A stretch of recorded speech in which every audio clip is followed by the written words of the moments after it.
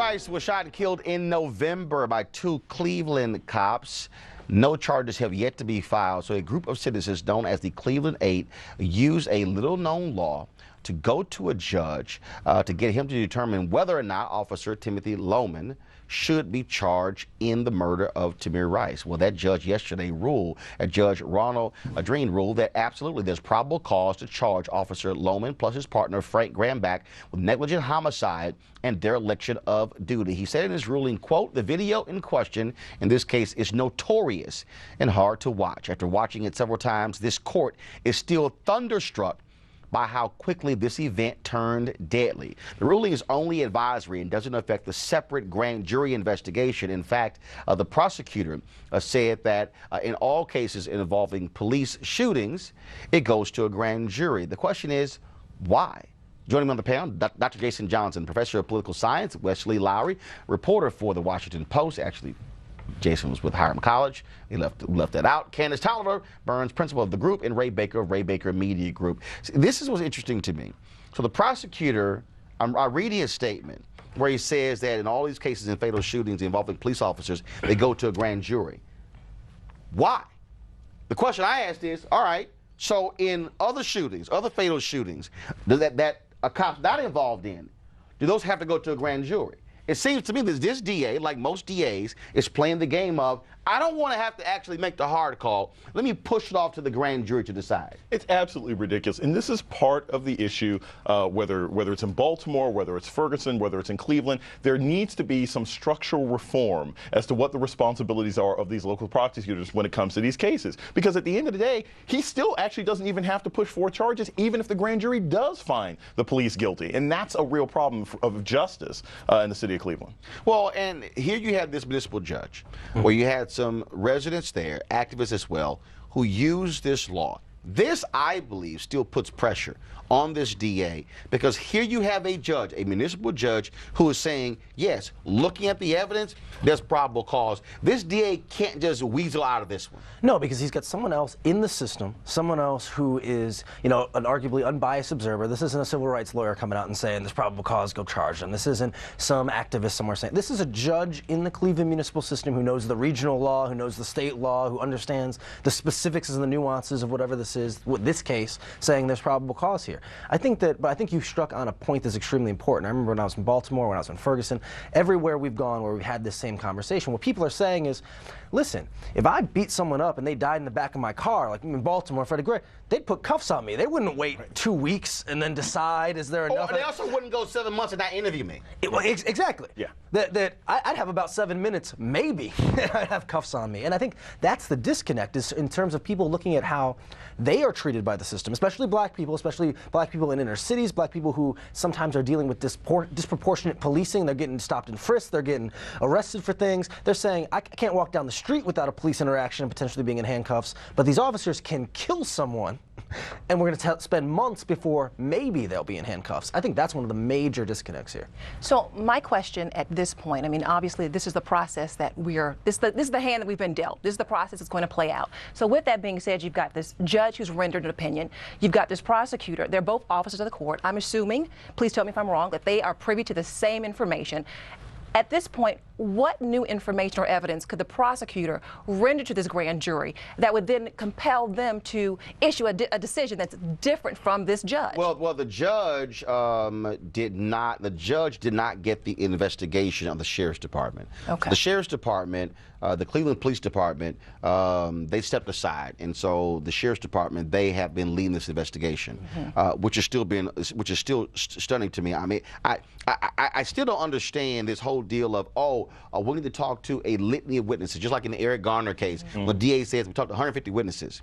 I'm sorry, we saw the video where there were 4 cops standing right there. So I'm just trying to figure out who the other 146 folks you need to talk to in this whole deal. But the DA, though, which is still crazy to me, Ray, refuses to say when it's going to the grand jury, when that will take place. I mean, it's sort of like we're going to wait this thing out. Right. So y'all can watch the basketball game.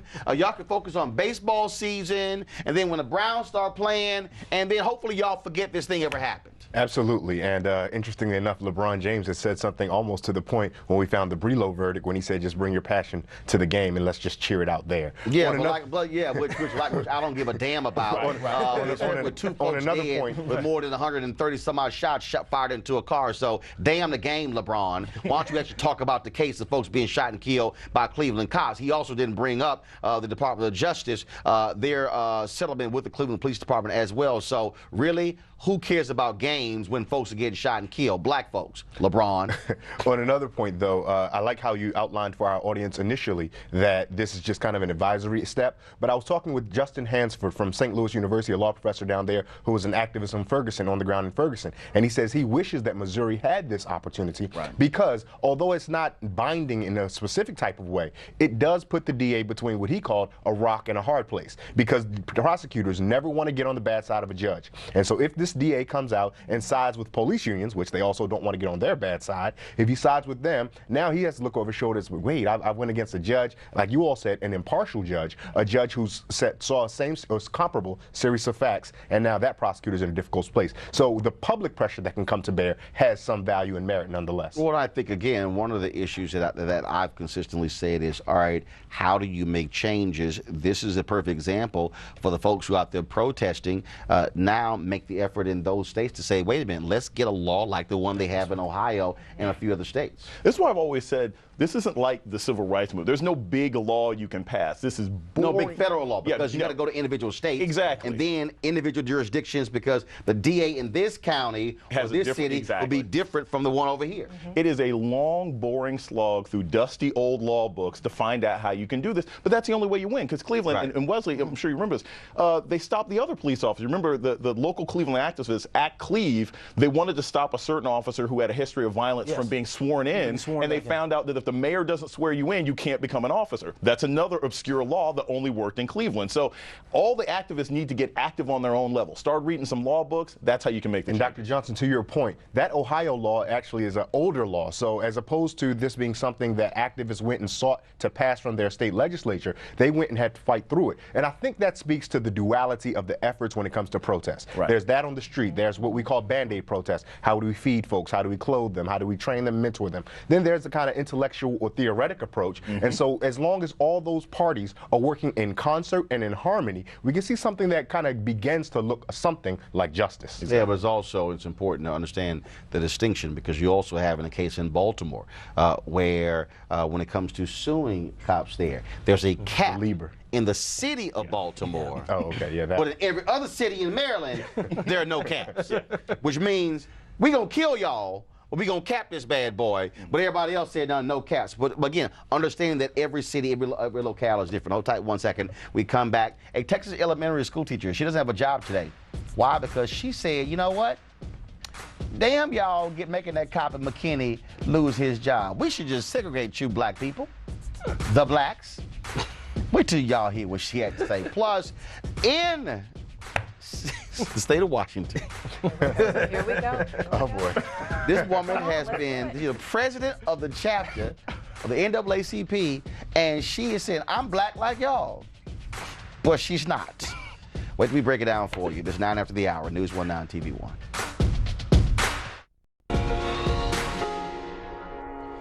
Folks, our next segment, we'll talk about the Spokane, Washington NAACP president, Rachel Dolezal, sister girl.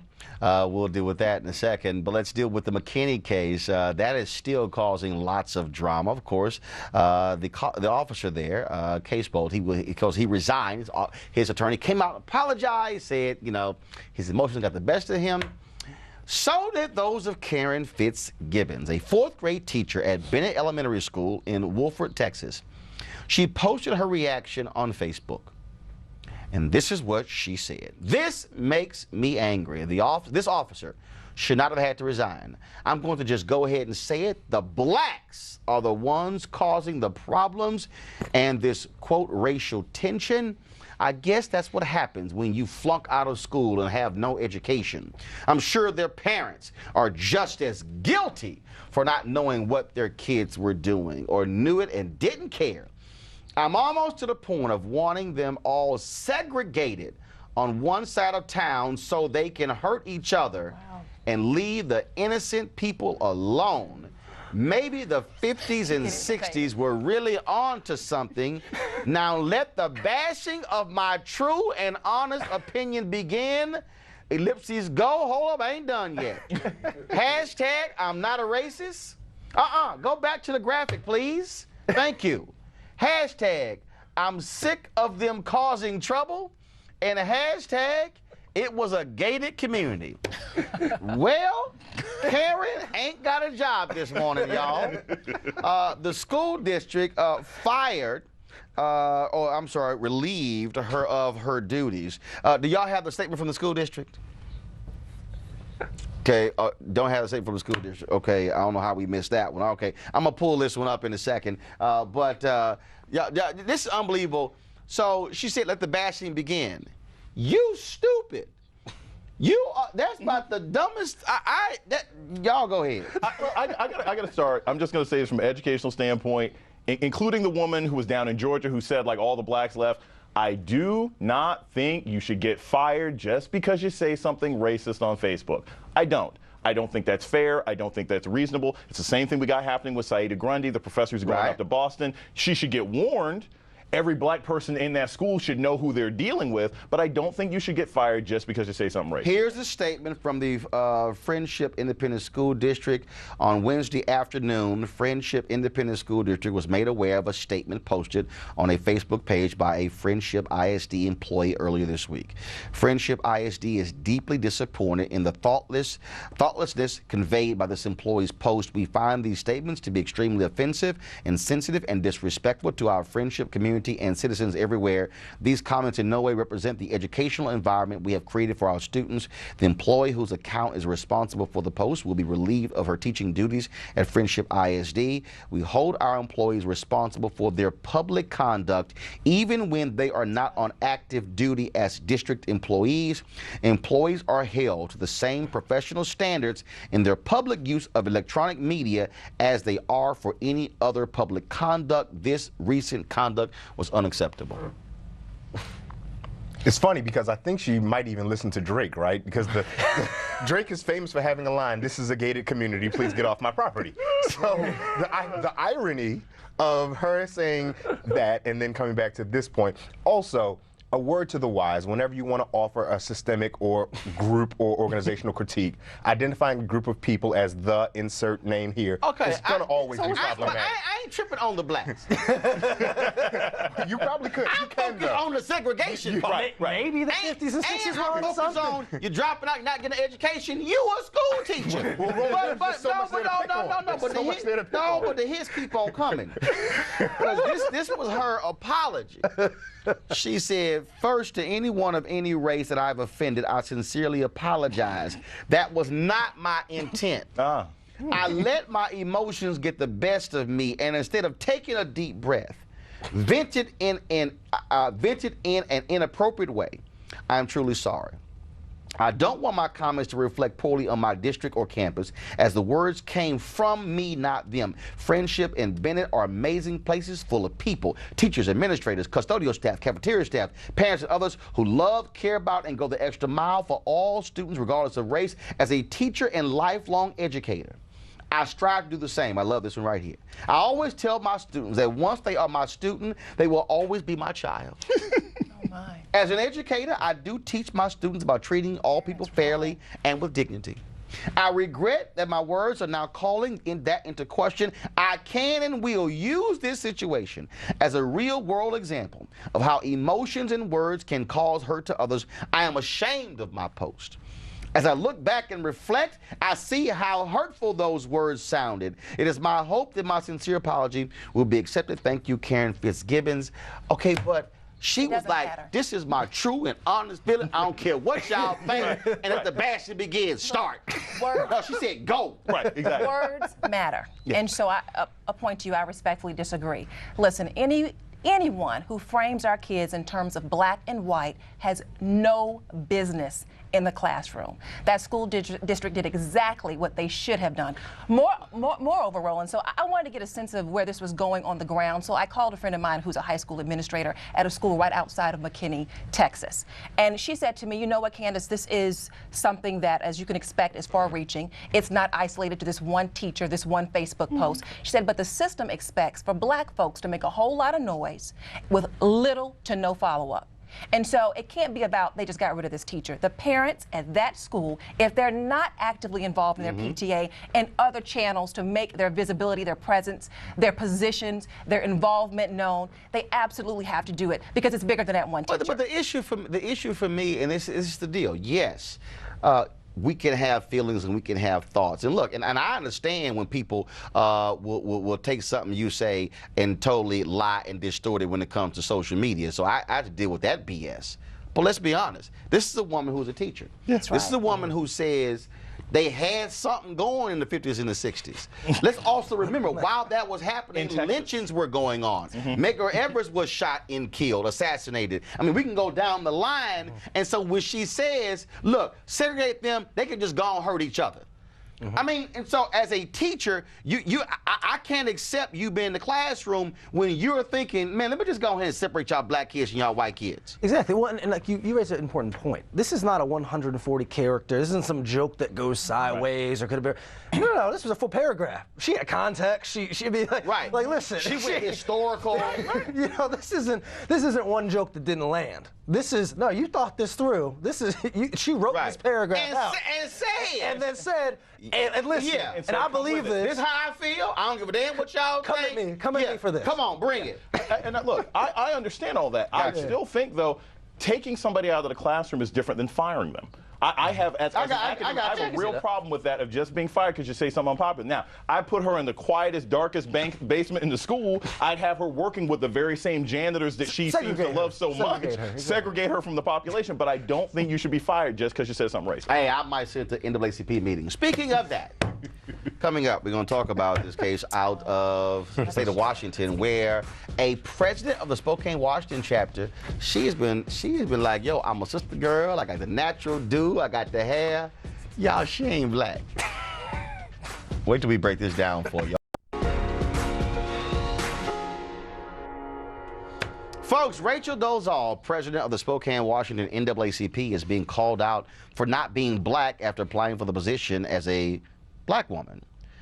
She applied for a commission with the city, and she listed black as one of the races that makes her up. Well, she also has been president of the chapter. She has, she actually posted a photo calling a black man her dad, but then her parents busted her out, and they said, look, we've known for all this time she ain't black. And they didn't say anything, but then all of a sudden, the media started calling the parents, and they said, here's her certificate, check background, and some other stuff as well, and none of them folks black. So then she was questioned, and this was the interview. Y'all have got to hear her responses. Check out the long pauses. Press play. This man right here is your father? Right there? You have a question about that? Yes, ma'am. Okay. I was wondering if your dad really is an African-American man. That's a very, I mean, I don't know what you're implying. Are you African-American? I don't understand the question of, I did tell you that, yes, that's my dad. And he was unable to come in January. Are your parents, are they white? Okay, that ain't that hard. So let me go to my panel. Let's be perfectly clear. All right. Okay. Many founders of the NAACP were white. There are white folks on the board of the NAACP right now. There are white folks who are members of the NAACP. Vice President Joe Biden is a life member of the NAACP. All right. The issue is not that she's white in real life, is that she has created this Marvel Comics world where she is a black superwoman, a superhero who changed her hair with the curly hair. She had the dreads. I mean, she's got photos. Y'all, just like, yo, this is, on the right is Rachel as Rachel. On the left is Rachel like she Raquel? Jason? I just wonder when it started. Like we were talking before that she got her MFA from Howard. Like, did she go to Howard and decide she wanted to get black then? Are there going to be like some old homecoming pictures of her? Like, I want to know when the black transformation occurred, because clearly she was a white girl until some point in the 90s. This is what I'm curious about. When did she discover her blackness? When did she wake up and say, I'm a black woman? A transformation moment. What did she read the autobiography of Malcolm X? Was there like what Or was? she read the book Black Like Me. She It was read the Black first season Like of The Me. Wire, and She she the was first done. season of The Wire. Maybe she went on a date to see Do the Right Thing, and she was like, listen, listen, they shouldn't have killed Radio Raheem. You know, so I think that. But what's crazy, You know what? what's crazy is she's out there, she's a professor Y'all sound what? real judgmental. Professor study. You all sound real judgmental. No, it ain't judgmental. Bottom line is, Let's say I don't mind, Candace, you're real her being a white judgmental. woman and you want to be in the NAACP. I know some down white women who straight up, when it comes to fighting for issues out there, they're out there. But just don't lie about it and then don't front. You running a photo saying, yo, Jay, this is my daddy. Say it's your daddy. Now, you know what? Maybe she's been around too many black people because you know we got play brothers and sisters. Right. But she should have said, "This is my play daddy." My uncle. She should have said, "This is my play daddy." Everybody black was like, "Okay, that's not her real daddy. That's her play daddy." Come on. You know what? Y'all sound real racist. And But it's y'all crazy. sound real racist to me. You know what? Listen, you have all these folks mischaracterizing black people. They want to segregate us. They want to run from us. They want to move out our neighborhoods. Here you got this white woman. Rachel she running wants to be too. one of us. She wanted the platinum package. And for she being went the all in. downest You white know- woman And she ever. went all in. Right? Something to consider and to bring just a brief moment of levity to this. Another moment of levity. In January, there was a police shooting in Spokane, Washington. That the content and the issue around that shooting is up for debate. Law officers there suggest that the man had a gun first and tried to shoot. So his family and whatnot have disputed that. Just recently, June 12th, today actually, we've seen information that said that that wasn't the case. That maybe that's not the case. There's going to be some protest that's going to evolve next week from this. This woman was spearheading a lot of the organization around that protest. Sir, I got it. And so I got it. no. And the problem is, no, I'm not giving her Look, credit for that. like, But no, what I'm asking here's is a that photo, is here's there a photo. Is this what we're seeing is a space where there's a deflection here, and I hope everything that everyone said up here is correct. Transformation, where did this happen, whatnot. But I hope this doesn't become, for the people of Spokane, a deflection from getting to the truth and the veracity of what happened. No, hold on, stop right there. Repeat that last line. I hope it doesn't become a distraction for the people of Spokane. You said something else. From the truth and the veracity Repeat that of what again. happened. Truth and veracity. When you are a community leader, the only thing that you have is your integrity. Right. When you lose your integrity, when you lose that, that's what you have. That's what moral leadership is.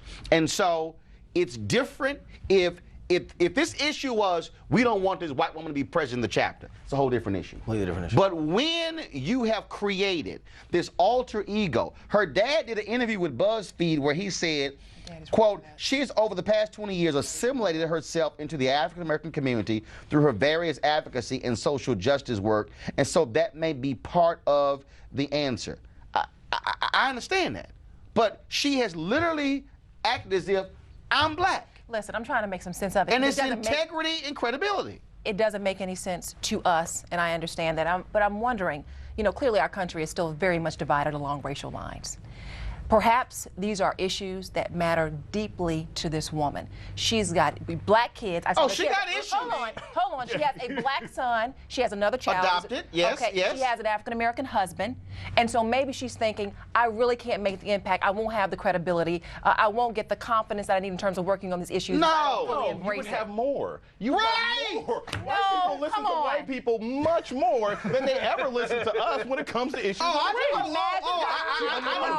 I know some white folks all on TV talking about social No. justice Could you and talking about imagine? community stuff, and boy, they get booked left and right. Listen, You're right. Yeah, I mean, could you imagine this white woman going into a black church, In Spokane, trying to move with all some- 12 people? Yes. No, I don't. No, yes. We would yes. not listen to her. If- We would not listen to her with the same confidence as an African American. No, we would not. Candace, first of all, Spokane got 1.9% black people.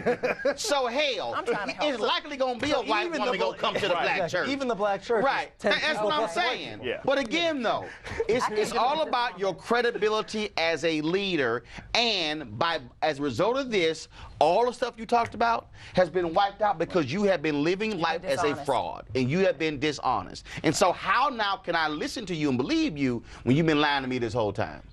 And I have Go to ahead. add to this also. I wonder, like, was this something people really didn't know? Or were they just playing along? Right. Like, were people just playing along? It's like, okay, Rachel, you're black.